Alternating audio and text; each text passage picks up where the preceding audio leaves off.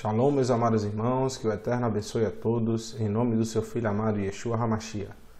Meus irmãos, vamos aqui começar uma nova série, com textos rápidos, espero, que às vezes a gente começa a se empolgar a falar sobre a lei do Eterno. E essa série vai ter o título de A Justiça do Homem versus a Justiça de Deus. Neste estudo, iremos fazer uma análise sobre a justiça, no caso, do homem versus a justiça de Deus. Diferenciar o que realmente diz a palavra do Eterno sobre alguns temas que nos tempos de hoje são bastante relevantes. No final dessa série, irmãos, de estudo, você vai nos dizer se a lei que o Eterno deu a Moisés é tão má, tão ruim assim, como o sistema religioso diz, e se realmente ela foi abolida pelo Messias.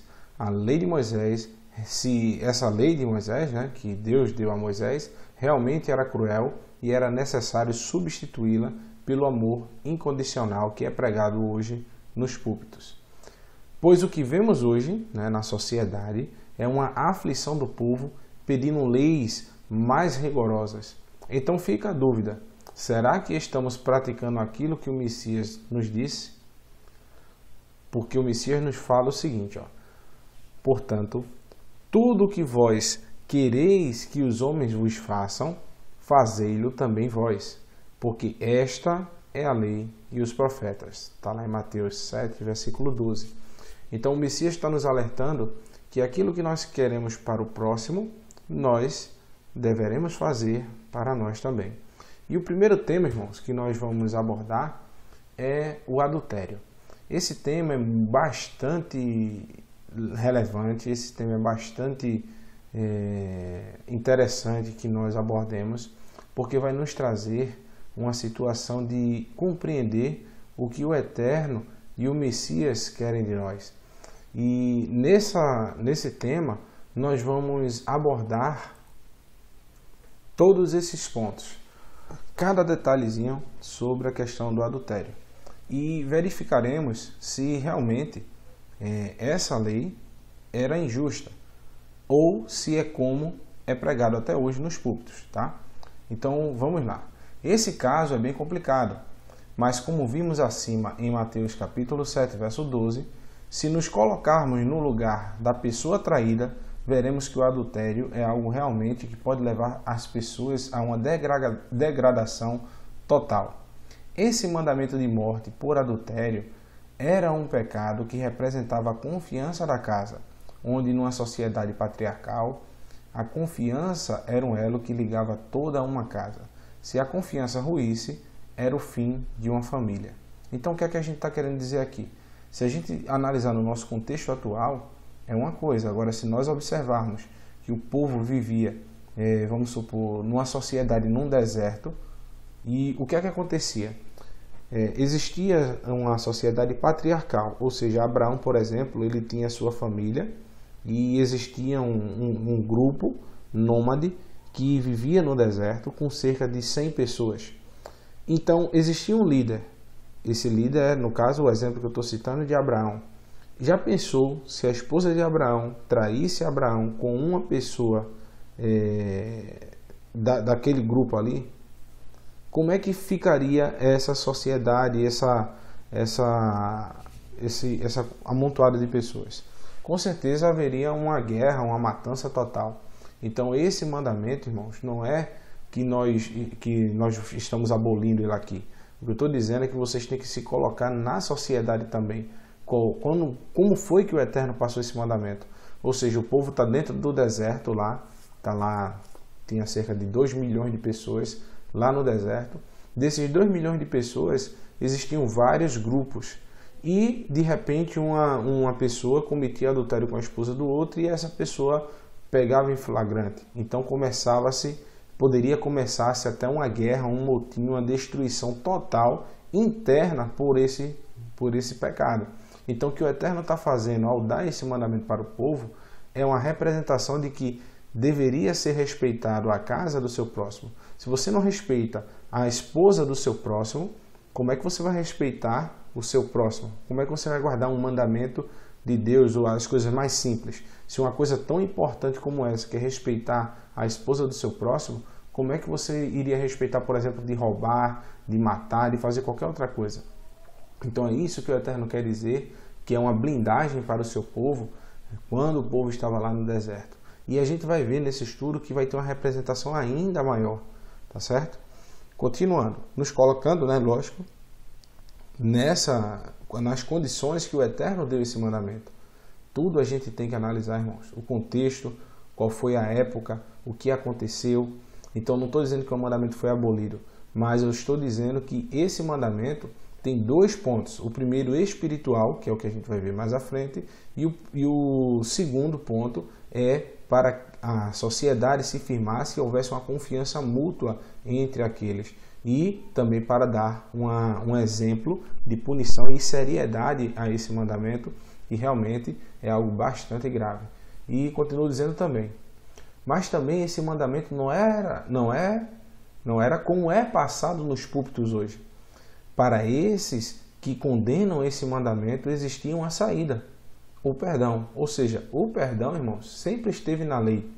Agora, as pessoas que não enxergam. Só basta você refletir um pouco. Se existe carta de divórcio por causa do adultério, é porque nem todas as pessoas que foram pegas em adultério, que tomaram a ciência de um adultério, essas pessoas foram mortas. Então, basta você usar um pouco a lógica. Não é que na lei de Moisés, se pegasse adultério, deveria matar. Era só um dos exemplos. Ou seja, você tinha essa condição, mas você também tinha a condição de perdoar. O próprio Eterno se intitula como esposo do seu povo. Por isso a gente está vendo a questão do lado espiritual. Então, se a nação de Israel, irmãos, é a esposa do Eterno, então nós vamos ter todas essas nuances que vai acontecer com essa nação. Então, vamos lá. Em Jeremias, capítulo 3, verso 8, diz o seguinte: E vi que, por causa de tudo isto, por ter cometido adultério, a rebelde Israel a despedi e lhe dei a sua carta de divórcio. E a elevosa Judá, sua irmã, não temeu, mas se foi também, ela mesma se prostituiu. Então, irmãos, se você não conhece a história das duas casas de Israel, eu sugiro que você dê uma pausa nesse vídeo e assista um vídeo que tem neste canal falando sobre essas duas casas, porque senão você jamais vai entender o que é isso aqui, que o Eterno deu a carta de divórcio para a casa de Israel, mas para a casa de Judá o Eterno não deu essa carta de divórcio. Então, você só vai entender se você entender o que são as duas casas de Israel e quem é você nessa história. Então, vamos lá. Eu citei aqui 4 exemplos. Existiam várias atitudes mediante o adultério. Não era só matar, como o seu pastor ou algum líder religioso vai dizer. Existem essas 4 nuances. A primeira é, se o esposo encontrasse em flagrante delito, ele teria o direito de os levar ao sacerdote e os apedrejar, mediante a sentença do sacerdote. Está lá em Deuteronômio, capítulo 22, verso 22, Levítico, capítulo 20, verso 10.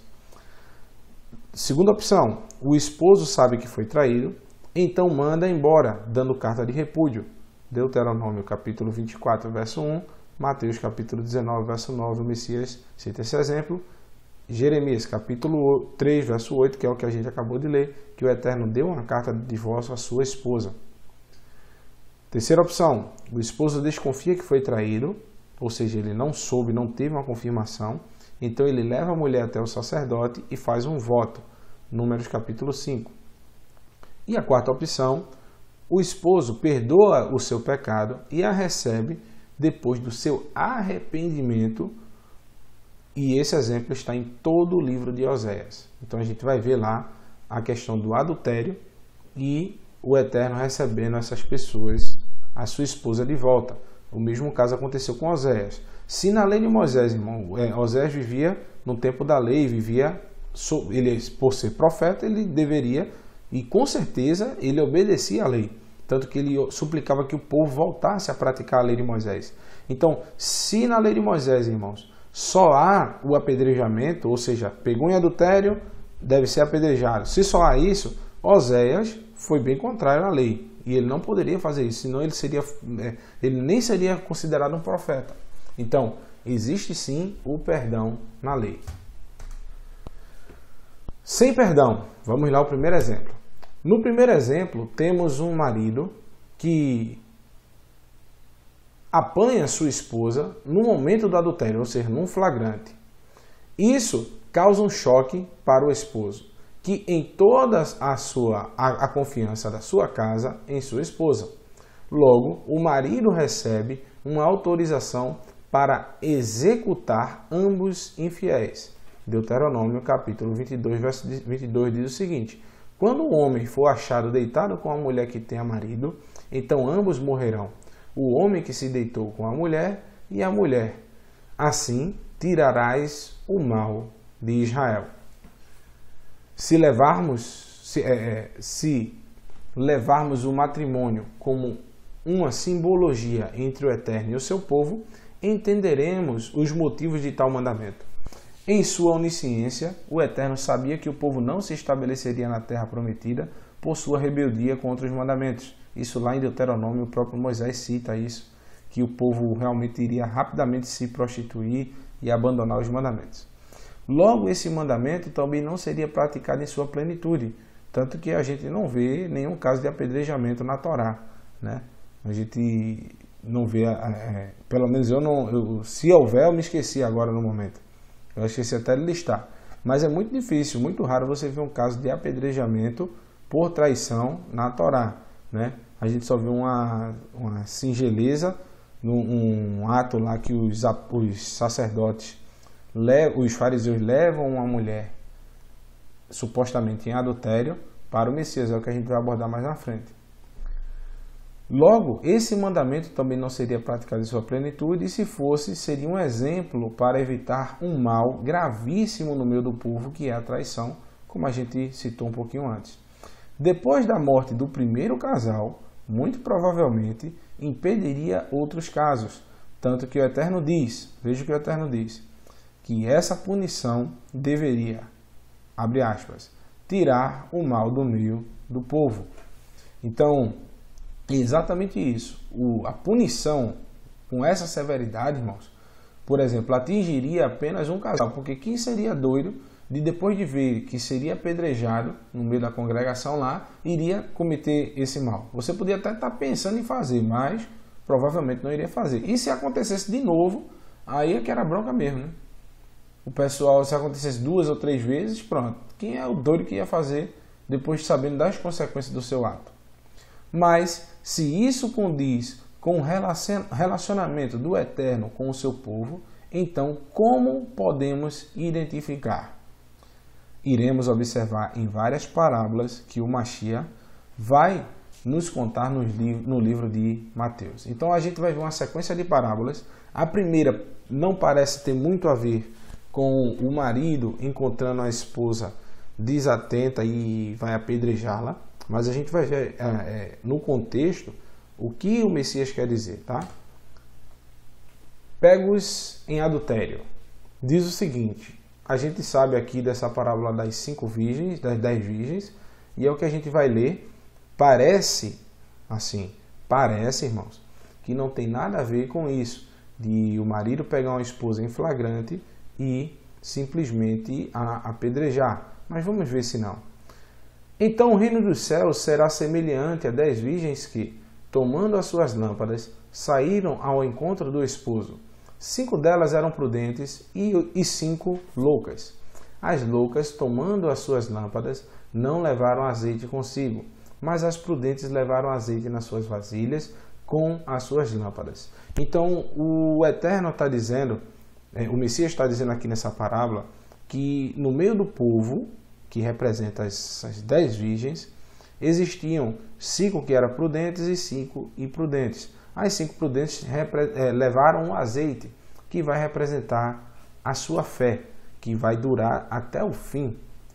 Por isso que o Messias fala em Mateus 24, dizendo que, um pouquinho antes, que aquele que perseverar até o fim será salvo. Ou seja, aquele que tiver fé até o fim, esse será salvo. Então, essas 5, irmãos, que representam, as 10 representam a totalidade do povo do Eterno, da sua esposa, da sua noiva, 5 delas eram prudentes e tinham fé até o fim, até esperar o seu noivo voltar. Porque o casamento judaico, irmão, não é como esse que nós vemos aqui onde nós vivemos. No casamento de hoje, o casamento grego-romano, o noivo fica no altar esperando a noiva. Já o casamento hebraico, as noivas deveriam ficar atentas e esperando o noivo, e o noivo vinha ao encontro da noiva. Então, seria uma decepção o noivo, ao chegar, não encontrar sua noiva preparada, que é o caso que o Messias está declarando aí. Ou seja, o noivo vem fazendo a sua festa, porque vem desposar a sua esposa e a encontra desprevenida. E diz o seguinte: e tardando o esposo, tosquejaram todas e adormeceram, mas à meia-noite ouviu-se um clamor. Aí vem o esposo, sai-lhe ao encontro. Observe que todas as 10 dormiram. Em determinado momento, todas as 10 souberam que o seu noivo estava vindo. Ou seja, todas as 10 receberam a mesma informação e todas as 10 estavam cientes que seu noivo estava prestes a chegar. Mas algumas tinham fé, estavam com a fidelidade, ou seja, estavam prontas para receber o seu noivo, e outras não. Então, todas aquelas virgens se levantaram e prepararam as suas lâmpadas. As loucas disseram às prudentes: dai-nos do vosso azeite, porque as nossas lâmpadas se apagaram. E as prudentes responderam, dizendo: não seja caso que nos falte a nós e a vós, ides antes aos que vendem e comprai-os para vós. E tendo elas ido comprá-lo, chegou o esposo, e as que estavam preparadas entraram com ele para as bodas, e fechou-se a porta. Depois chegaram também as outras virgens, dizendo: Senhor, Senhor, abre-nos. E ele respondendo disse: em verdade vos digo que não vos conheço. Esse verso, irmãos, é exatamente igual ao que o Messias relata lá em Mateus 7, verso 1 ao verso 23. Apartai-vos de mim, vós que praticais a iniquidade. Nunca vos conheci. Apartai-vos de mim, vós que praticais a iniquidade. Então, essas virgens que não tinham azeite, que não estavam preparadas, que não estavam com a sua fé, elas simplesmente não entrarão no reino dos céus. Eu lhe pergunto agora, se o reino dos céus, o reino que o Messias vem pregar, é só o amor, então, irmãos, pergunto isso a vocês: todos serão salvos ou alguns perecerão?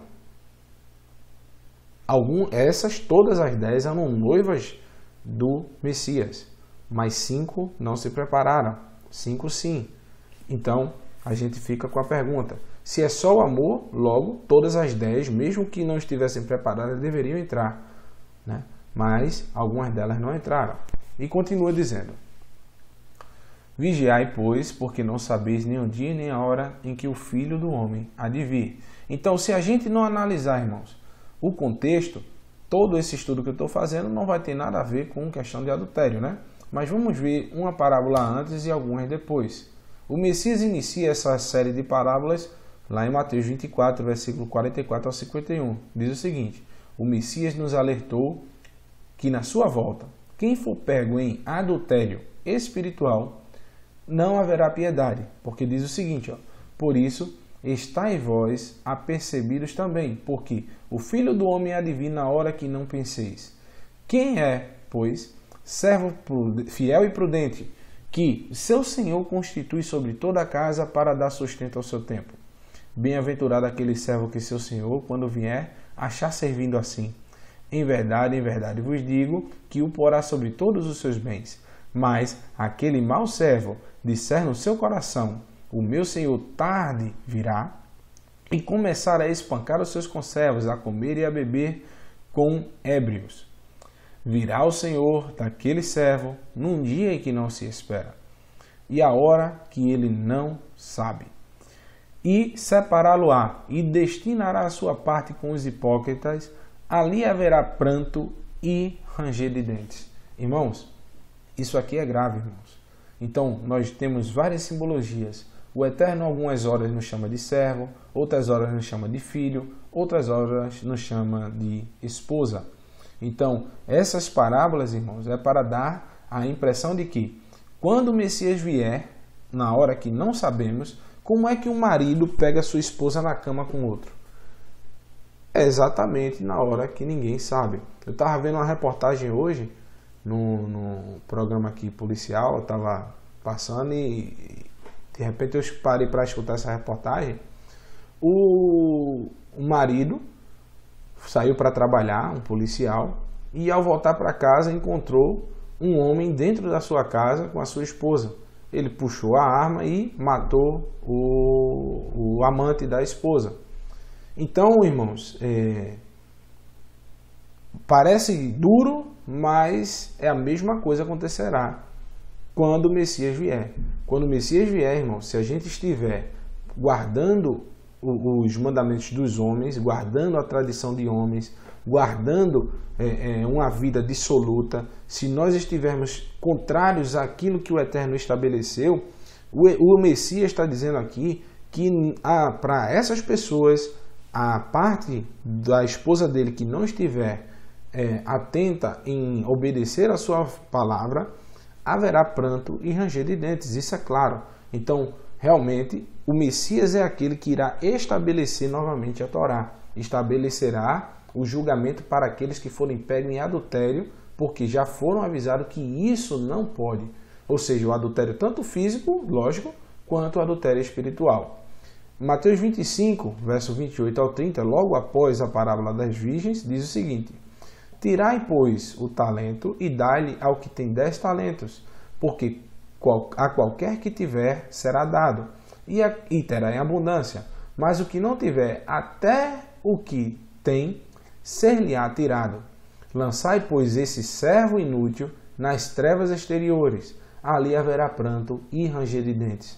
Irmãos, é isso que eu estou falando. No mesmo capítulo 25, verso 41, diz o seguinte: Dirá também aos que tiverem à sua esquerda: Apartai-vos de mim, malditos, para o fogo eterno, preparados para o diabo e seus anjos. Então, no contexto da parábola das 10 virgens, 5 irão perecer e 5 irão se salvar. Então, é isso que nós estamos alertando, que o Messias irá novamente estabelecer a Torá. Quem, quando ele voltar, for pego em adultério, ele simplesmente, adultério espiritual, ou seja, se prostituindo com outros deuses, outras autoridades. Eu não queria nem falar isso, irmãos, mas eu vou falar aqui. Ontem nós estamos numa campanha, eu com o irmão Marlon, o irmão Pedro Salles, o irmão Marlon Ricardo, do canal Raiz Hebraica da Fé, e os dois, né, que são do canal Raiz Hebraica da Fé, nós saímos ontem para evangelizar. E também tem essa parceria com o irmão Jacob, em breve também com a irmã Carla, e mais alguns irmãos que irão se dispor. E principalmente, quando tudo se iniciou, essa história, ontem ele não estava conosco, o nosso irmão Carlos, que é um servo do Eterno que vem nos ajudando demais, e se iniciou esse trabalho de nós levarmos essa mensagem na rua, eu e o irmão Carlos. Semana que vem, se o Eterno assim permitir, ele estará conosco novamente. Mas o que acontece?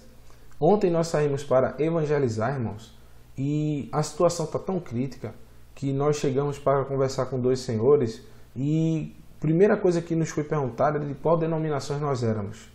E isso com um tom já ríspido e arrogante. E nós dissemos que queríamos só conversar sobre a Escritura e esse rapaz já começou a nos ofender. Chegou ao ponto que ele simplesmente virou para a minha pessoa e disse: meu amigo, qual é o seu pastor, já que você não tem denominação? Eu disse: meu irmão, meu pastor é Jesus. Então ele disse para mim: você está errado. Eu disse: como assim, irmão? Até o irmão Marlon se exaltou e disse: como assim o rapaz está errado em dizer que o pastor dele é Jesus? Ele disse: o pastor não é Jesus, meu amigo. O pastor é Ailton José Alves, que é o pastor presidente das Assembleias de Deus aqui do estado de Pernambuco. Então veja como está a cabeça do povo.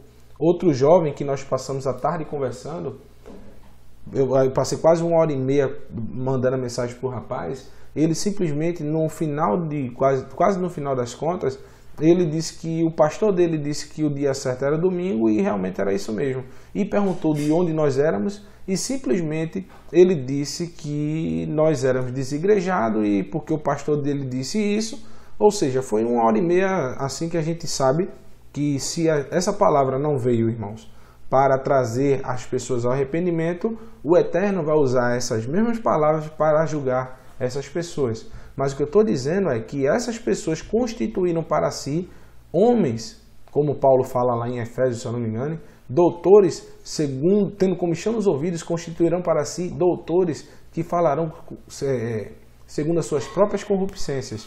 Então, essas pessoas transformaram hoje os pastores em deuses. Transformaram os pastores em ídolos. Então, o Messias, quando voltar, irmãos, e pegar essas pessoas nesses flagrantes delitos, infelizmente, ele irá utilizar esse mandamento de apedrejamento da sua esposa infiel, que pega em flagrante adultério, para os punir. A dureza de coração. O Messias relata que a separação aconteceu por conta da dureza de coração. Isso ocorre, isso a gente já está falando do segundo item lá, daqueles 4 itens que nós relacionamos. Isso ocorre pelas duas partes. O traidor, que tem um coração duro e não é fiel, além disso, não demonstra frutos de arrependimento. Notem que eu vou sempre utilizar essa palavra, arrependimento, irmãos. E quem recebeu a traição não oferece o perdão para que haja uma reconciliação. Então o Eterno, por conta da dureza do coração, dá uma opção para os homens. Disse-lhe ele, Moisés, por causa da dureza dos vossos corações, vos permitiu repudiar vossas mulheres. Mas no princípio não foi assim. Assim o Messias alertou. Está lá em Mateus 19, verso 8. O Eterno também é duro ao dizer que caso o homem desse carta de divórcio, ele não poderia mais tomar a sua esposa de volta. Ou seja, se ele a amava, o ideal era que houvesse o perdão. Mas, ao ver que sua esposa não estava arrependida do que fez, ele deveria dar a carta de divórcio. Está lá em Deuteronômio 24, verso 2 ao 4, que diz o seguinte: se ela, pois, saindo da sua casa, foi se casar com outro homem, que é justamente isso aqui, irmãos, que se o Messias está dizendo que você só pode repudiar sua mulher por causa da prostituição, ou seja, do adultério, você poderia dar uma carta de divórcio, em vez de você matá-la, você dava uma carta de divórcio, entendeu? Então é isso que o Messias está dizendo. Por amor que você tem à sua esposa, você não manda matar, você simplesmente dá uma carta de divórcio, que é isso que ele diz aqui, ó, em Deuteronômio 24, verso 2 ao 4, que fala: se ela, pois, saindo da sua casa, por causa de quê? De um adultério, foi se casar com outro homem, e este também a desprezar, e lhe fizer a carta de repúdio, e lhe a der na sua mão, e a se despedir da sua casa, ou seja, essa mulher seria uma adúltera de adúltera, ela adulterou e saiu, recebeu uma carta de divórcio, foi para a casa de outro homem, estava lá, adulterou o homem, deu uma carta de divórcio, ele recebeu ela de volta, ou seja, ela não estava demonstrando um fruto de arrependimento, entenderam? Diz o seguinte: e esse último homem que a tomou para si por mulher vier a morrer, então o seu primeiro marido, que a despediu, não poderá tornar a tomá-la, para que seja sua mulher, depois que foi contaminada, pois é uma abominação perante o Eterno. Assim não farás pecar a terra que o Senhor teu Deus te dá por herança. Continuando, o Eterno entrou numa enrascada. É o que a gente vai ver, que se o marido... A gente acabou de ler aqui, irmãos. Perdão. A gente acabou de ler aqui o seguinte, ó, que se se um homem deu uma carta de repúdio à sua esposa e ela, por exemplo, receber uma carta de repúdio ou o seu marido morrer, esse homem que deu a carta de repúdio não pode tomá-la de volta como esposa. E é por isso que a gente coloca que o Eterno entrou numa enrascada. Por quê? Como o Eterno é o marido do povo de Israel, não é isso? O Eterno é o marido do povo de Israel. Contrato firmado no Monte Horebe, está lá em Jeremias 31, verso 32. Logo, ele mesmo disse que deu a carta de divórcio ao seu povo, como a gente já leu em Jeremias 3, verso 18. Como o Eterno poderia se casar novamente com o povo de Israel se a Torá não permite isso? Que a gente acabou de ver em Deuteronômio. Olha o que diz aqui. Vai, pois, e apregou estas palavras para o lado do norte, e dize, volta ao rebelde Israel. Ou seja, que o Eterno tinha acabado de dar lá em Jeremias, no capítulo 3, verso 38, verso 18, a carta de divórcio. Diz o seguinte, e diz o Senhor, e não farei cair a minha ira sobre ti, porque misericordioso sou, diz o Senhor, e não conservarei para sempre a minha ira. Somente reconhece a tua iniquidade com que transgredisses contra o Senhor teu Deus e estende os teus caminhos aos estranhos. Estendeste, o teu caminho aos estranhos, debaixo de toda a árvore verde, e não destes ouvido a minha voz, diz o Senhor, ou seja, não obedeceste os meus mandamentos. Convertei-vos, ó filhos rebeldes, diz o Senhor, pois eu vos desposei, e vos tomarei um de uma cidade, e a 2 de uma família, e vos levarei a Sião. Então, perdão, esse verso aqui, Jeremias 3, é 3:8, tá? Não 3:18.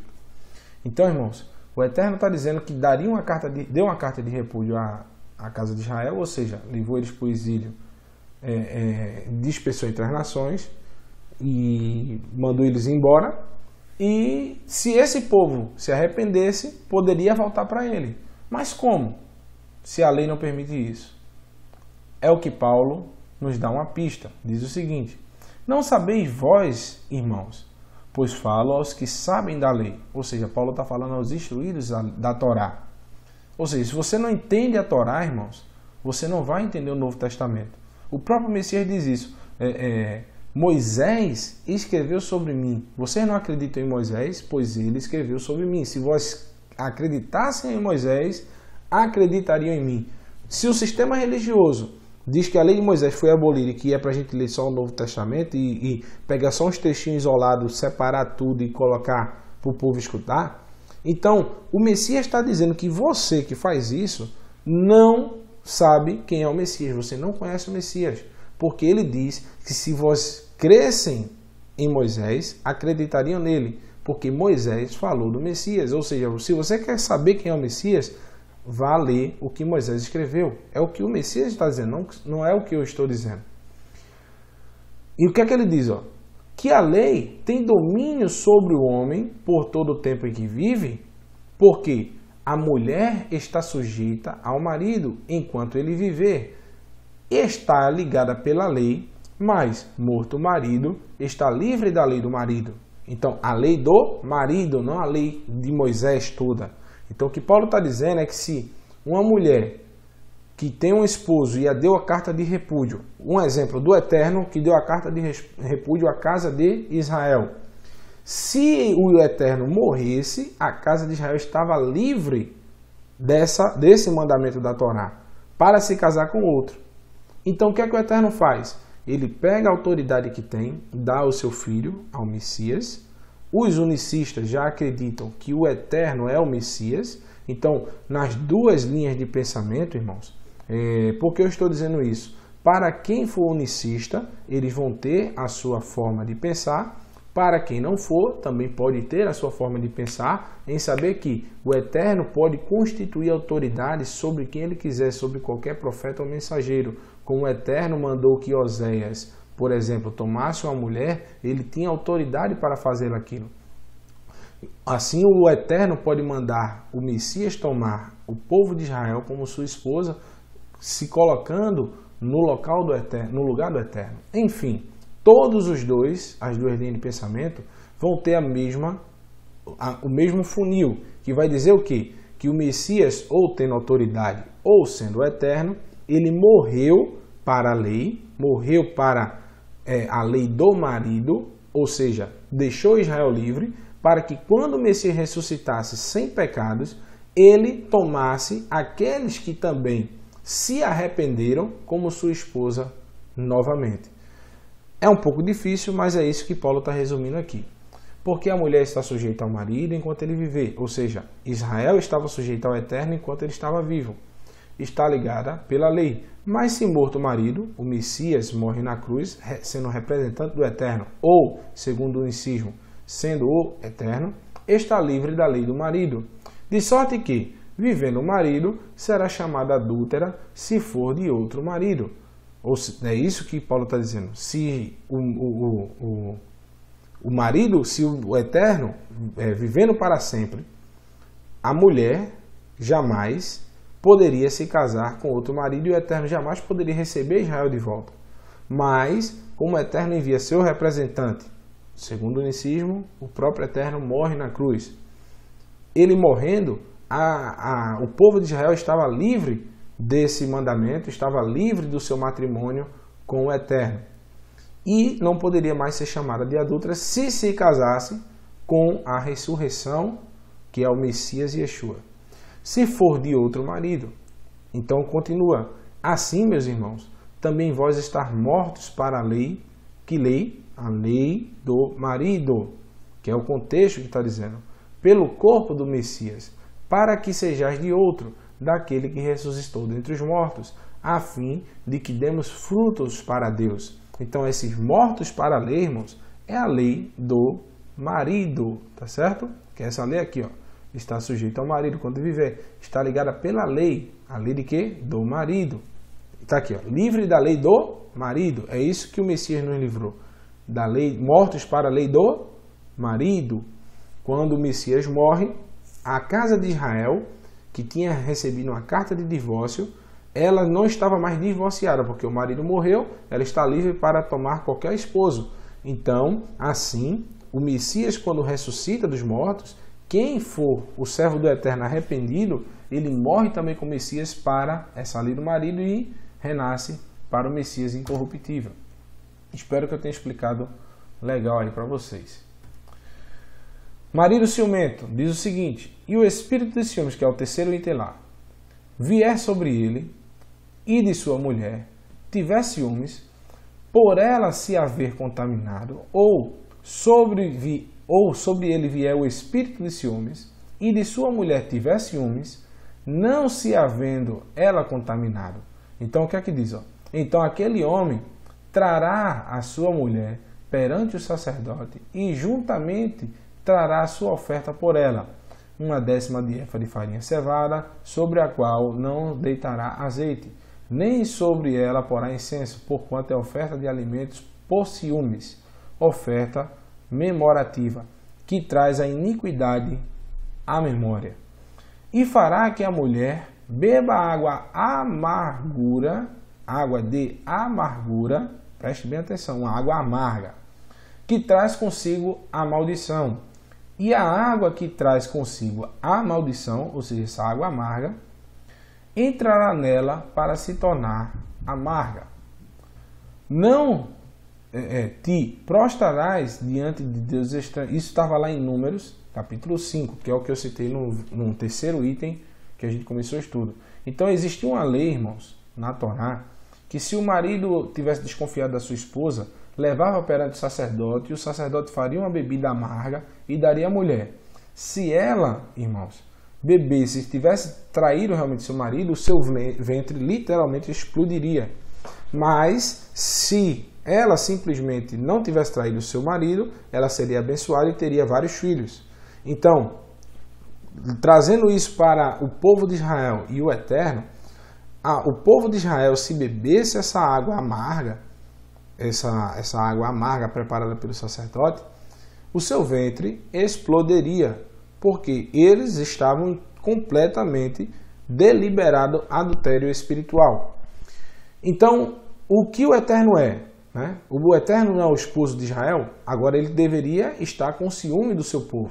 Por quê? Se o povo transgrediu e teve outros deuses diante dele, ou seja, outras autoridades, como hoje existem várias, então o Eterno deveria cobrar ciúmes do seu povo. Por quê? Diz o seguinte: não se prostrarás diante de desses deuses, e não os servirás, porquanto eu, o Senhor teu Deus, sou um Deus ciumento, que puna a iniquidade dos pais sobre os filhos até a terceira e quarta geração dos que me odeiam. Está lá em Êxodo 20, verso 5. Se o Eterno é um marido ciumento e o seu povo está em adultério, o Eterno pode utilizar esse mandamento de desconfiança. Mas veja o que o Messias fez por nós, irmãos. Por isso que a gente vai começar a compreender cada passo que o Messias deu, cada gesto que aconteceu na vida do Messias. Então coloca aqui, havia uma punição descrita em Números que até hoje ninguém consegue compreender. Mas se observarmos o que ocorreu na cruz, qual o motivo do Mashiach beber uma bebida amarga? Está lá em Mateus 27, versículo 34 e 48, dizendo: deram-lhe de beber vinagre misturado com fel. O fel, irmãos, não é doce não, é amargo. Mas ele, provando, não quis beber. E logo alguns deles, correndo, tomou uma esponja, está lá no verso 48, pegou esse mesmo vinagre misturado com fel, embebedou-a e, pondo numa cana, dava-lhe de beber. Ou seja, inicialmente o Messias prova um pouco e não quer, mas depois é dado-lhe de novo esse fel, essa bebida amarga, e o Messias bebe. Ou seja, em vez do povo beber, o próprio Messias bebeu isso aí, para que ele morresse por nós, morresse pela sua noiva. Então, irmãos, ou seja, se Israel, a esposa, bebesse, iria morrer, pois todos estavam em prostituição espiritual, estavam servindo a outros deuses, a autoridades. Então, o Messias tomou essa bebida por nós. O perdão. Então, vamos ao último ponto, né? Que é o perdão, que nós abordamos 3 pontos já sobre esse tema de adultério, e nós vamos finalizar com aquilo que o povo não prega. Preste atenção. Na última abordagem, nossa última abordagem é o perdão. Temos o exemplo do profeta Oséias, que foi designado para mostrar o sofrimento do Eterno por amar uma esposa adúltera. Essa esposa se prostituiu para demonstrar o amor incondicional e a verdadeira forma de tratar o assunto da prostituição. O Eterno diz que Oséias deveria tomar uma esposa que já teria uma reputação de adultério e se casar com a mesma. Depois de Oséias ter o conhecimento do adultério cometido por sua companheira, ele deveria perdoá-la. Olha aí, irmãos. Todos os profetas, irmãos, eles eram guardadores da Torá. Então, se eles guardavam a Torá, sempre o Eterno quis que o padrão fosse o perdão. Lembrando que Oséias não deu carta de repúdio como o Eterno fez com a casa de Israel. Sendo assim, Oséias pôde retomar a sua esposa em seus braços. Está lá em Oséias capítulo 3, verso 2 e 3, dizendo: e comprei para mim por 15 peças de prata e um homer e meio homer de cevada.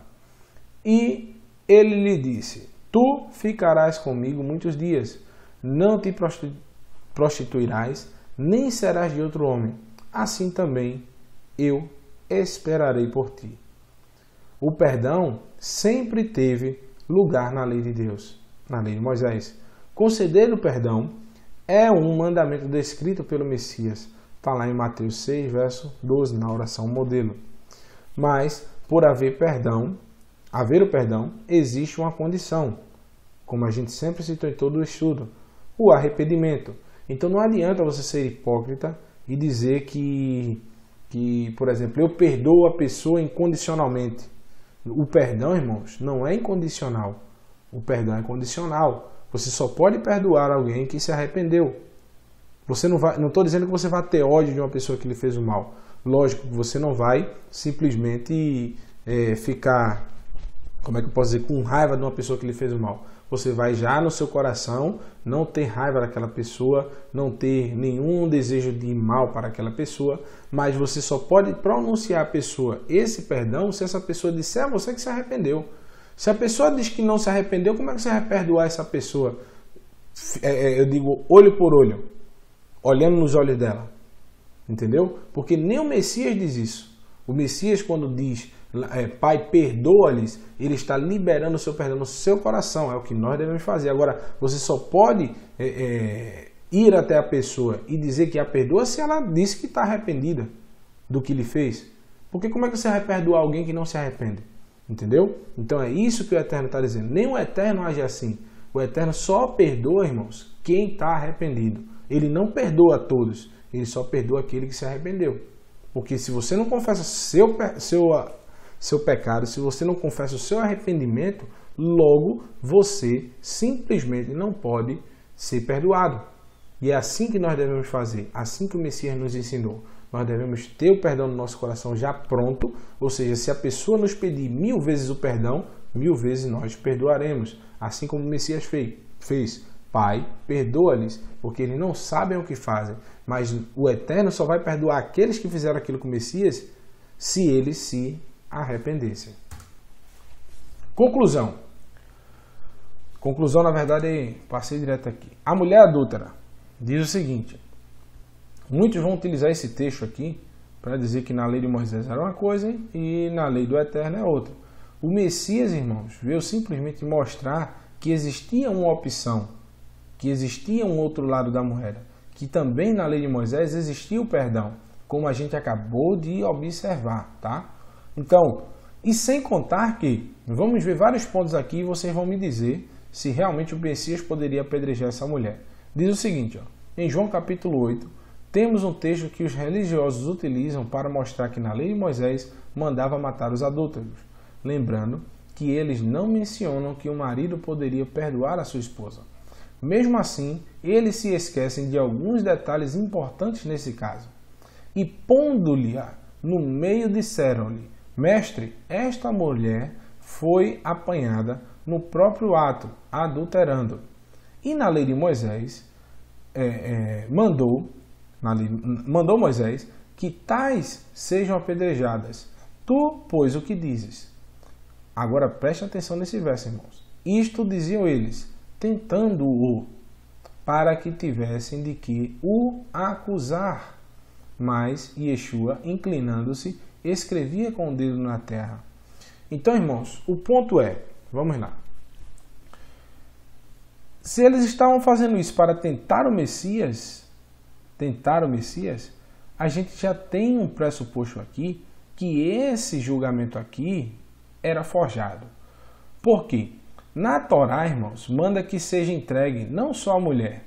Deveria ser levado o homem e a mulher, os dois. Não poderia ser levado um isoladamente, só o homem ou só a mulher. Para levar, deveria levar para o sacerdote.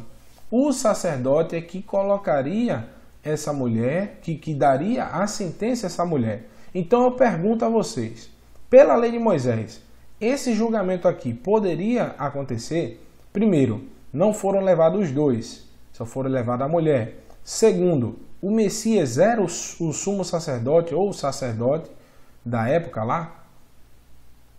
No primeiro caso, não levaram o homem, já não podia haver esse julgamento.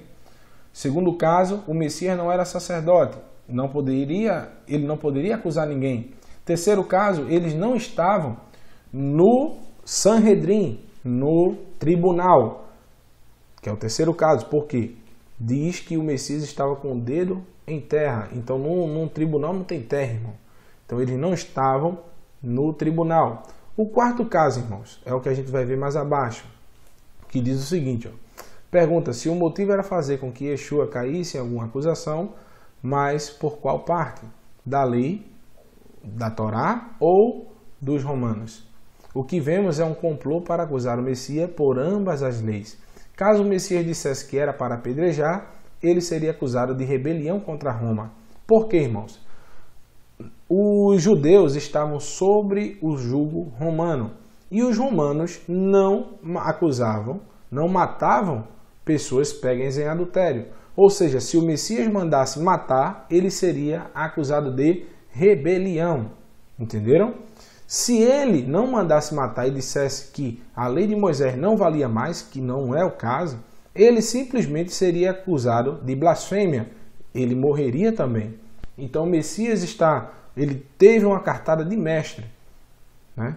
Então o que é que ele faz? Ele simplesmente diz que na lei de Moisés existe o perdão com algumas palavras. Ele diz que aquele que não tiver pecado, ou seja, examine-se a si mesmo, atire a primeira pedra. Então o Messias perdoa essa mulher. Ele perdoa essa mulher que provavelmente nem adúltera era. Porque conhecendo esses fariseus, irmãos, sinceramente, vocês acreditam que essa mulher era adúltera? E se vocês acreditam que o Messias era instruído pelo Eterno, ou alguns acreditam que o Messias é o Eterno, não estou dizendo que você esteja certo ou esteja errado, estou dizendo o seguinte: se você acredita de uma forma ou de outra, você sabia se o Messias tinha consciência que essa mulher não era adúltera? Será que o Messias não sabia que ele não era sacerdote, ele não poderia julgar? Será que o Messias não sabia que deveria apresentar o homem e a mulher? Será que o Messias não sabia que ele estava sob o jugo romano? Então, tudo isso, irmãos, ninguém leva em consideração a fazer um estudo de pequenos trechos da Escritura.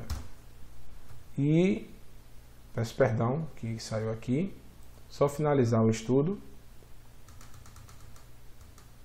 Na última passagem, a gente diz o seguinte: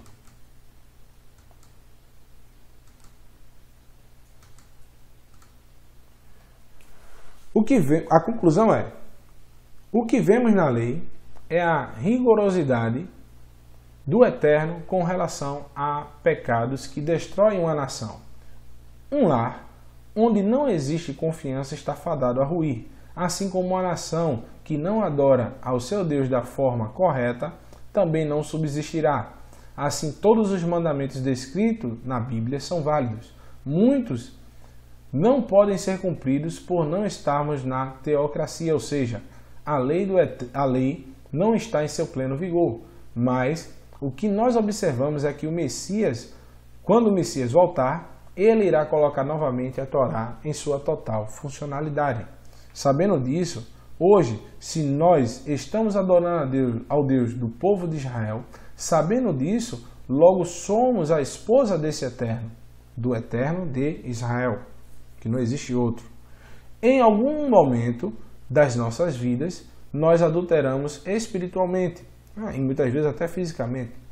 Mas fica a pergunta: você se arrependeu desses fatos? Será que quando o Messias voltar, ele te encontrará em apostasia, rebelião contra a lei de Moisés? Pois a constituição da nação de Israel, ou seja, as normas da casa do Eterno, é a lei de Moisés. Se nós não estamos obedecendo, logo estamos em prostituição. Sendo assim, irmãos, temos que rapidamente nos arrependermos dos nossos pecados, voltarmos à obediência às normas da casa do nosso esposo. E será que, sobrevindo-te todas essas coisas, bênçãos ou maldições, que tenho-vos posto diante de ti, e te recordares dela entre todas as nações, para onde te lançar o Senhor teu Deus, e te converteres ao Senhor teu Deus, e deres ouvidos à sua voz, conforme tudo o que te ordeno hoje, tu e teus filhos, com todo o teu coração e com toda a tua alma, então o Senhor teu Deus te fará voltar do teu cativeiro, se compadecerá de ti e tornará a juntar-se dentre todas as nações entre as quais te espalhou o Senhor teu Deus. Irmão, isso aqui é claro. Se recordares de todos os mandamentos do Senhor teu Deus, que hoje o Senhor teu Deus te deu, hoje na época de Moisés. Então, o arrependimento, irmãos, do seu adultério espiritual, de você constituir deuses para vocês, autoridades, então essa é a condição de você se arrepender e não receber as punições que são concernentes ao adúltero. Então, eu pergunto a vocês, a primeira pergunta: qual é a mais justa? A justiça de Deus ou a justiça dos homens? As imprecações que o Eterno deu para o adultério são justas ou injustas? Você acha que quem for pego em adultério espiritual, o Eterno irá perdoar ou não? Porque o que nós vimos é que o Eterno vai, através do Messias, estabelecer a Torá, ou seja, vai estabelecer a punição aos adúlteros. Então, se você acha que a sua como é que eu posso dizer, justiça, a justiça do homem é melhor do que a de Deus, amado, eu sinto lhe dizer que o Eterno, quando vier, você vai ter uma grande decepção. Então, se pergunte, se questione, E eu deixo essa mensagem para vocês, que o Eterno vos abençoe, em nome do seu Filho amado Yeshua. Amém.